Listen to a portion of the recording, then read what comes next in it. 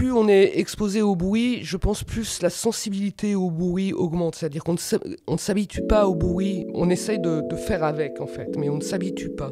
Donc oui, il y a une histoire de vie, il y a aussi un contexte, et puis il y a aussi des sensibilités personnelles. Bienvenue dans Leur Territoire, le podcast de JE Environnement qui vous fait connaître et découvrir les métiers de celles et ceux qui œuvrent au quotidien pour un avenir durable au sein de l'État de Genève. Aujourd'hui, nous nous plongeons dans l'univers du bruit. Abstrait et concret à la fois, le bruit est l'une des sources principales de tension au sein de notre société. Lucie Bayon traque les nuisances sonores au quotidien. Elle est la chef de secteur du service de l'air, du bruit et des rayons ionisants. Ensemble, partons à l'assaut du bruit et de ses dangers silencieux.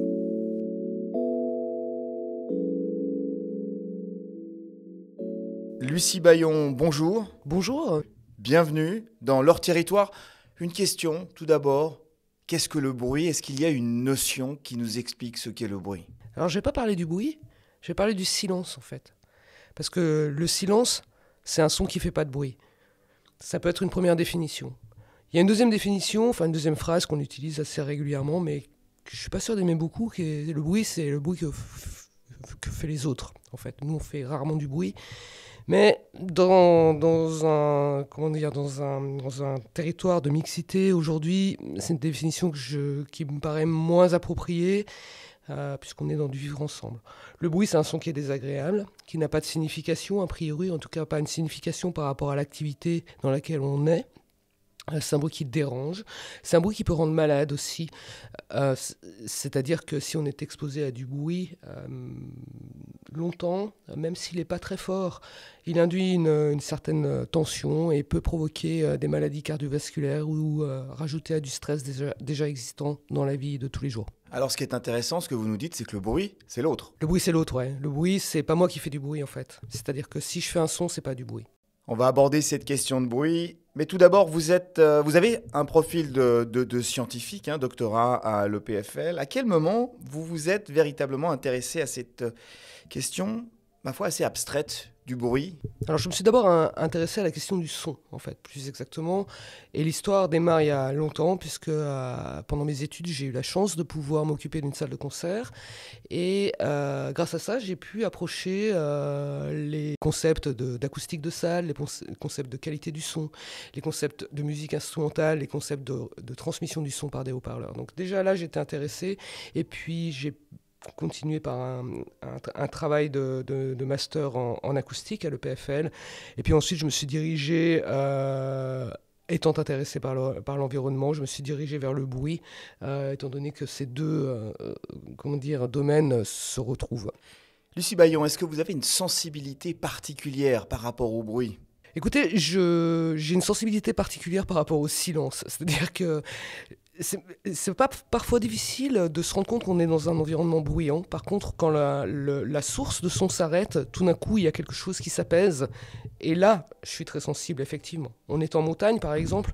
Les sources de son, qui peuvent être des personnes qui parlent, des oiseaux, des bruits de vent, tout d'un coup sont beaucoup plus nettes, beaucoup plus distinctes. Et ça, c'est quelque chose que j'apprécie énormément. Ce qui est bruit dérangeant chez certains n'est pas forcément chez d'autres. Alors oui, on peut considérer que ça, mais bon, c'est pas. C'est-à-dire que si on a une discothèque en bas de chez soi, mais il y a les clients de la discothèque apprécient la musique, et si je dois dormir et qu'il est 2h du matin, j'apprécie pas du tout la musique. Voilà, donc il y a des contextes en fait, plus exactement, je dirais, pour apprécier ou pas un son. Ce qui dépend du vécu de chacun, de sa propre expérience de vie. Bien sûr, c'est-à-dire que plus on est exposé au bruit, je pense plus la sensibilité au bruit augmente. C'est-à-dire qu'on ne s'habitue pas au bruit, on essaye de faire avec en fait, mais on ne s'habitue pas. Donc oui, il y a une histoire de vie, il y a aussi un contexte, et puis il y a aussi des sensibilités personnelles. Alors dans ce contexte-là, est-ce qu'on peut classifier les bruits ? Quels sont les bruits qui dérangent le plus et ceux qui, par voie de conséquence, dérangent le moins ? Alors je dirais que très certainement, le bruit qui dérange le plus, c'est le bruit qui contient une signification. C'est-à-dire où une personne parle dans la rue, j'ai ma fenêtre ouverte, j'entends la personne, je me réveille et en plus je comprends ce que cette personne dit. Donc ça c'est une source qui va d'autant plus me gêner dans sa compréhension. Après, il y a les intensités de bruit, évidemment plus un bruit est fort, plus il dérange. Et puis il y a les pics de bruit, c'est-à-dire qu'un bruit soudain va me faire sursauter, va me déranger, va me réveiller, va me sortir de mon activité ou de ma concentration.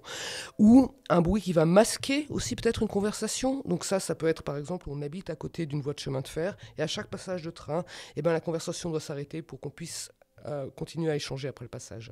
Lucie Bayon, notre société est-elle plus bruyante qu'avant ?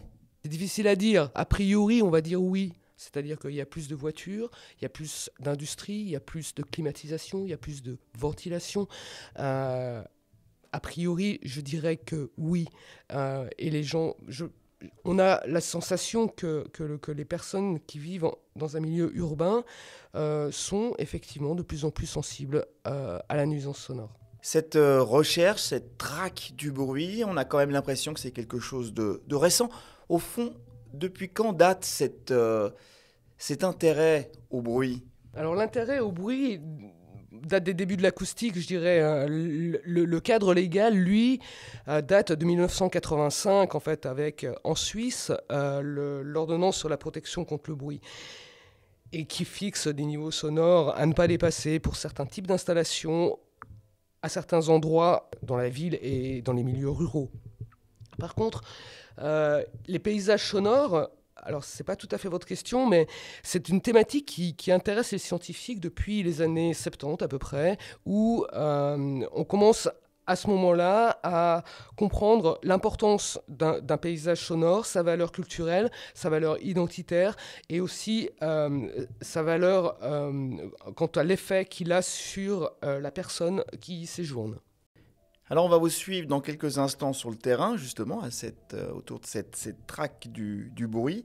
Mais d'une manière générale, comment est-ce que le canton de Genève peut contribuer à réduire cette question des nuisances sonores ? Il y a plusieurs façons, évidemment. Le canton, par rapport au bruit routier, dont je ne m'occupe pas, mais dont mon collègue s'occupe, M. Rouillot, je me permettrai donc d'en parler un peu. Donc, il y a tout un programme d'assainissement au niveau du canton et au niveau de la Suisse, d'ailleurs, qui est piloté au sein du canton de Genève et qui est expertisé par le SABRA. C'est-à-dire qu'on cherche à réduire le bruit de la circulation routière sur les axes routiers par des projets d'assainissement, notamment en posant du phono-absorbant, en diminuant les vitesses, en diminuant le nombre de véhicules sur la chaussée. Le SABRA travaille aussi sur les sources de bruit industriels en préavisant tous les projets qui concernent des industries et qui contiennent des sources sonores et en mettant aux normes ce projet pour qu'il ne dépasse pas les valeurs limites de l'ordonnance sur la protection contre le bruit. Et puis, on gère un certain nombre de doléances qui proviennent des administrés, qui nous signalent des installations qui les dérangent. Et là, on va faire des expertises acoustiques sur le terrain et on évalue la nuisance par rapport au cadre légal, encore une fois. Et dans ce type de dossier, on peut aller jusqu'à un assainissement, c'est-à-dire demander à l'entreprise de modifier son installation pour qu'elle réponde au principe de l'OPB dans un principe du pollueur-payeur. Lucie Bayon, le temps de récupérer un sonomètre et je vous propose de partir justement à la traque, à la découverte, appelez ça comme vous voulez, du bruit, du son, voir comment concrètement se traduit votre métier sur le terrain.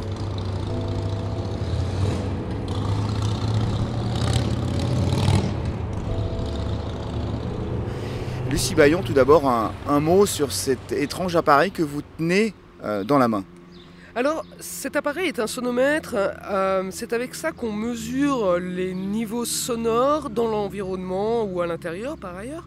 Donc, il est constitué d'un microphone qui transforme la variation de pression en un niveau sonore en décibels, les décibels qui sont l'unité de mesure du niveau sonore du bruit. Ça me permet d'avoir le niveau sonore à l'instant où je le mesure, d'avoir un niveau sonore qui varie en fonction des sources sonores qui sont à proximité.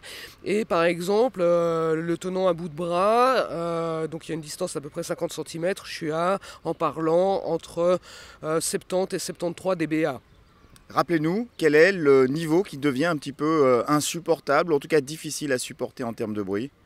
Alors, les niveaux qui sont difficiles à supporter en termes de bruit sont variables dans la loi, mais je dirais qu'au niveau du bruit routier, il y a une valeur limite qui est importante, c'est dans un environnement urbain mixte, c'est 65 dBA de jour, et la nuit, on est à 55 dBA. Donc là, on est déjà à des niveaux sonores un peu plus élevés. Y a-t-il une période de l'année qui est plus propice à ressentir les bruits? Autrement dit, est-ce qu'en été, le bruit est plus fort qu'en hiver, par exemple?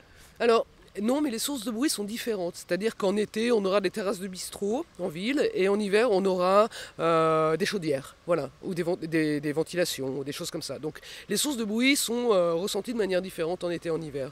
En été, on aura le bruit de la circulation, plus. En hiver, les fenêtres étant fermées, on aura peut-être plus le bruit des voisins, par exemple. Des bruits de saison. Lucie, je vous propose d'avancer un petit peu. On va regarder un peu comment ça se passe, justement, en suivant les bruits qu'on peut entendre. J'imagine qu'on va en entendre passablement.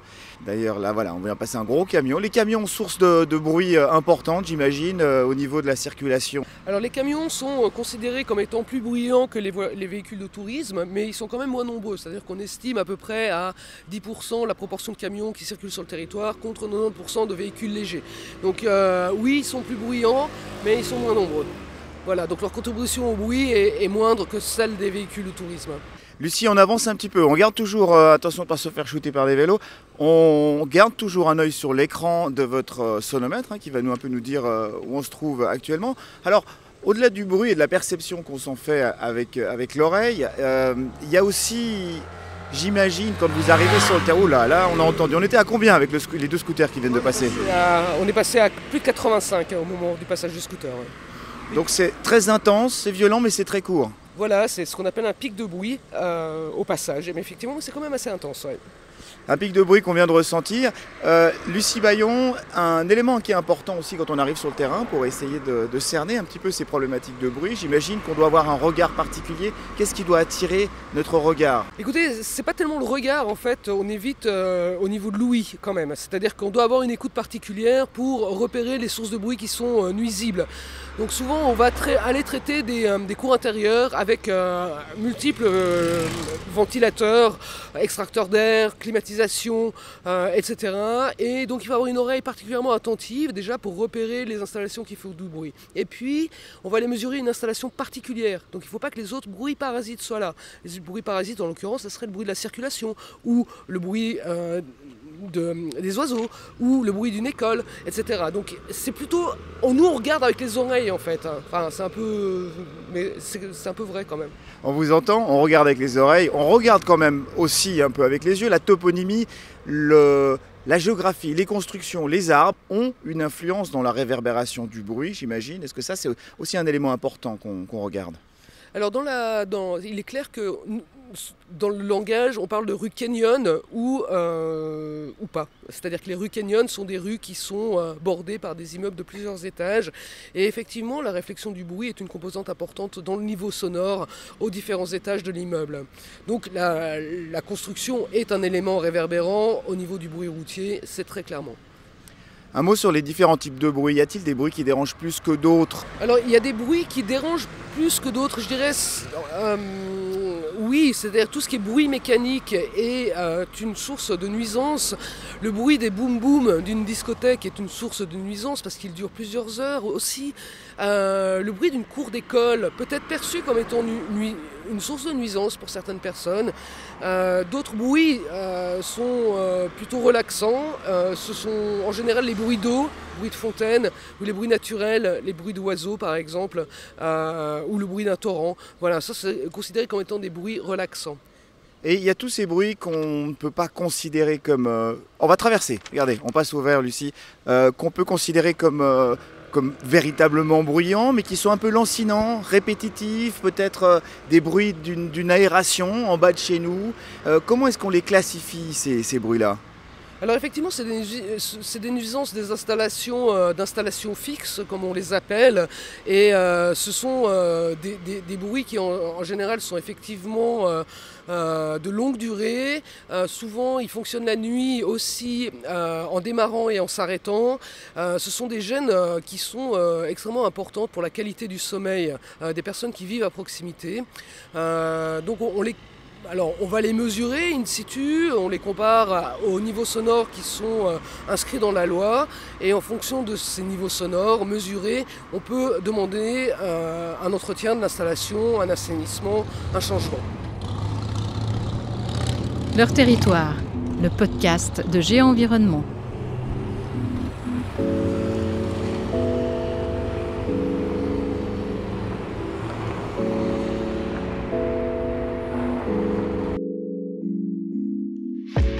Lucie Bayon, retour en studio, ambiance plus feutrée autour de ces deux micros qui nous rejoignent après cette expérience du terrain.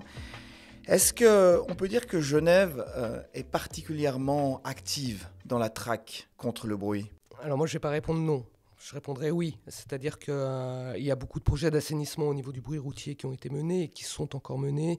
On est un canton particulier dans la mesure où la compétence du bruit est cantonale. C'est-à-dire que ce n'est pas une compétence qui est diluée sur les communes en fait. Donc je dirais qu'au niveau du canton, on a des ressources qui sont relativement importantes et on a des moyens qui nous permettent d'avoir une action, à mon sens, utile. Les conséquences, parlons un peu des conséquences du bruit. Comment est-ce qu'on peut les caractériser, les chiffrer peut-être pour la population ? Alors les conséquences du bruit, il y en a deux, je dirais, principales. La première, c'est l'ouïe en elle-même qui peut être endommagée par une nuisance sonore très élevée.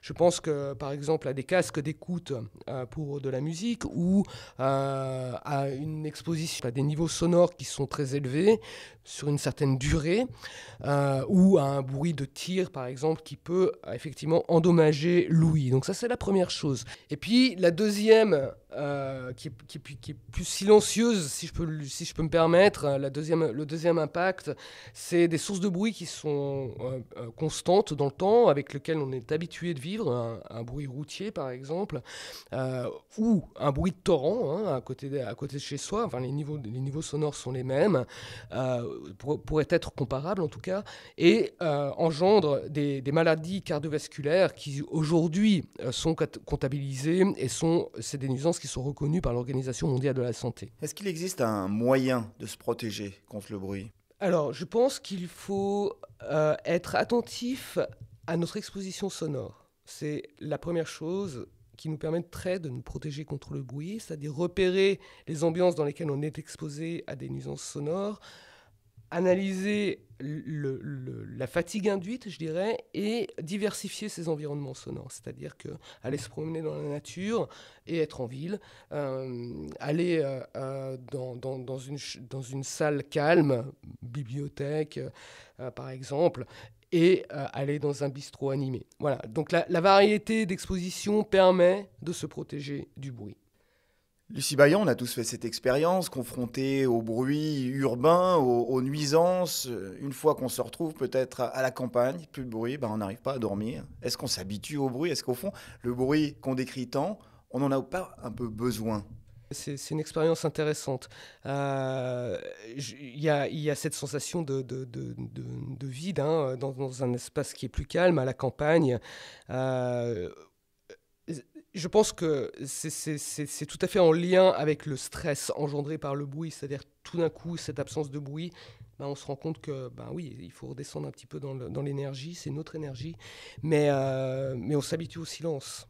Lucie, on le disait tout à l'heure, au fond, la société évolue, de plus en plus nombreuse, peut-être de plus en plus les uns sur les autres. Comment est-ce que vous voyez votre métier d'ici une vingtaine d'années ?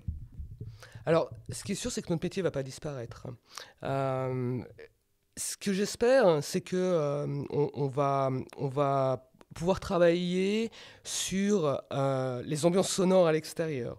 C'est-à-dire qu'on va pouvoir proposer des espaces sonores différenciés qui soient adaptés au mode de vie urbain. Il est clair qu'on va vers un mode de vie beaucoup plus urbain, 24 heures sur 24, 7 jours sur 7. Il va falloir vivre dans la mixité et il va falloir que tout le monde s'y retrouve. Donc pour ça, il faut proposer des espaces qui soient adaptés à la population et à l'ensemble des besoins et des loisirs et de la profession de la population. Donc j'espère qu'on va aller là. Je pense que c'est essentiel pour la qualité de vie des personnes habitant en ville aujourd'hui. Lucie Bayon, merci beaucoup. On se dit au revoir en douceur. Merci de nous avoir fait découvrir, partager votre profession. À bientôt. Merci.